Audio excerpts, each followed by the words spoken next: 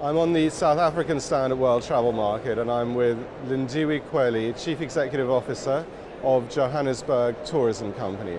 Lindiwe, very nice to see you here at World Travel Market. Thanks for having me, John. Oh, pleasure. First question I'd like to ask you, Lindiwe, is inevitably about the World Cup, of which Johannesburg was clearly the focus, hosting the opening and closing a number of other games. What impact has that worldwide global exposure had on incoming tourist arrivals and just generally about Johannesburg from a tourism perspective? The World Cup has done wonders for Johannesburg, John. First of all, the world knew about Joburg, but they knew Joburg for all the wrong reasons. And I believe that the World Cup has enabled us to reposition our brand and to really showcase the Joburg that we know, to the rest of the world. But more importantly, it is about enhancing our service standards. It's also about improving the infrastructure and also the diverse range of the product offering in terms of the hotel establishment. But more importantly, we were able to show the world that we are on par with the global standards. So Joburg has never been the same since the World Cup. Sure. In talking about infrastructure in a little bit more detail, Joburg was already a world-class city, but Absolutely. Inevitably hosting such a huge event meant that you had to develop more infrastructure. What specifically is now in place that wasn't before the World Cup that gives an enhanced tourism experience? Obviously, you know that in terms of the international best practice, you need to be able to, any city has to provide an adequate public transport network for its citizens as well as the visitors. And obviously, when people travel around the world, they want to be connected. And then obviously, we need to ensure that all the hotel establishments are graded accordingly as part of the quality assurance to ensure a quality stay for any visitor. But more importantly, it's about the left knowing what the right is doing in terms of the access, on arrival in the airport, in terms of the AXA, the Airport Company of South Africa.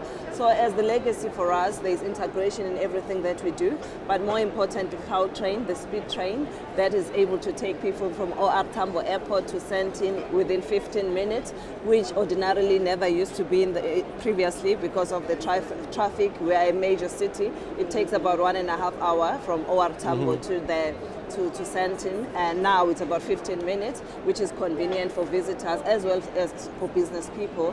So we really believe that the World Cup has enabled us to really improve our infrastructure and really be on par with all other global cities around the world. But more importantly, it really is about enhancing our competitiveness as a city, and more importantly, you know that we had about 5,000 journalists at the International Broadcast Center in Joburg. So in terms of connectivity and also giving all the journalists around the world a taste of the real Joburg, not the Joburg that we're reading about or hearing about. So we really believe that this has really enabled us to dispel certain myths and stereotypes about who we are, and we're really comfortable that we really can take on any other major city around the world. Sure. So we believe that now we are the winning horse for the South Africa as a country, the SADC region, but more importantly, the rest of Africa. So is that strategy working in that you find that more visitors are now, because obviously most visitors coming to South Africa may use Joburg to arrive. Yes. Is the strategy now to get them to actually stay in the city and its environs for a longer period of time, and is that working? Absolutely. Obviously, as you have correctly indicated, one of our greatest challenge, people were using us as a thoroughfare. We are a gateway to Africa, a gateway to South Africa, and we introduced a strategy that talks about enjoying another day in Joburg. And now we're seeing more and more people coming to Joburg, and obviously our primary focus has always been business tourism.